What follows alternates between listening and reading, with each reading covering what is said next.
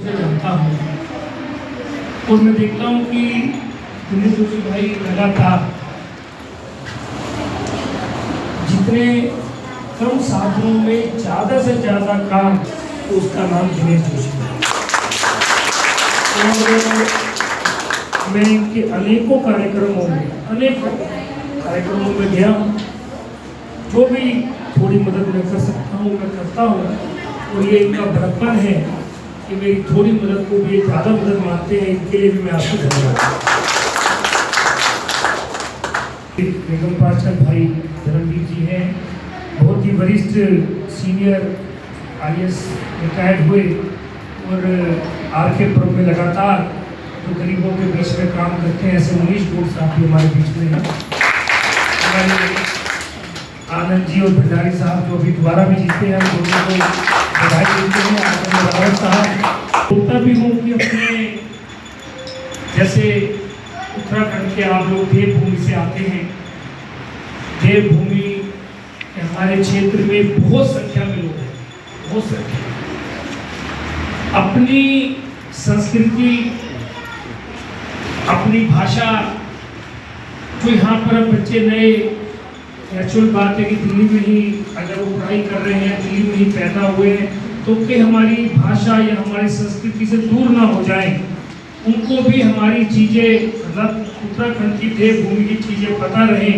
उस काम को जो आपकी ये संस्था ये कर रही है, ये सच में बहुत अच्छा काम है, ये बताइए।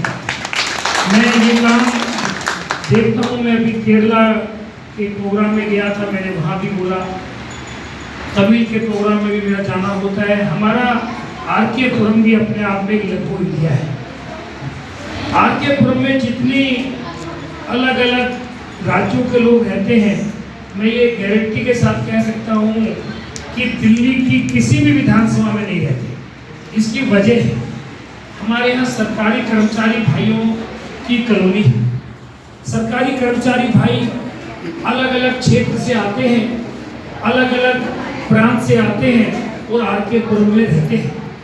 RK में वो अपनी संस्कृति को जिंदा रखने के लिए जो काम करते हैं, मैं कभी भी वेस्टर्न कल्चर के खिलाफ नहीं हूँ, परंतु वेस्टर्न कल्चर हम पे इतना हावी हो जाए और हम अपना कल्चर भूल जाए, वो ठीक नहीं है। सबसे जरूरी है कि हम अपना कल्चर ना भूलें। हम देवभूमि के लोग हैं। हम शुरुआती आदरणीय जो हम सबको हमारे भगवान केदारनाथ जी की जयकारा से, बद्रीनाथ जी के जयकारा से शुरू करते हैं, और जहाँ से उत्तराखंड शुरू होता है हरिद्वार, वहाँ से ही देवभूमि शुरू हो जाती है। तो ऐसी देवभूमि से आप लोग आते हैं और अपनी संस्कृति के लिए मैं पढ़ रहा हूँ गढ़वाली, कुमाऊँ और जौनसारी, ये 3 भाषाएं होती हैं वहाँ पर। तीनों कल्चर, क्योंकि मेरे को भी देखो, मैं उत्तराखंड के हमारे यहाँ बहुत लोग रहते हैं, पर डीप तो मुझे भी नॉलेज नहीं है।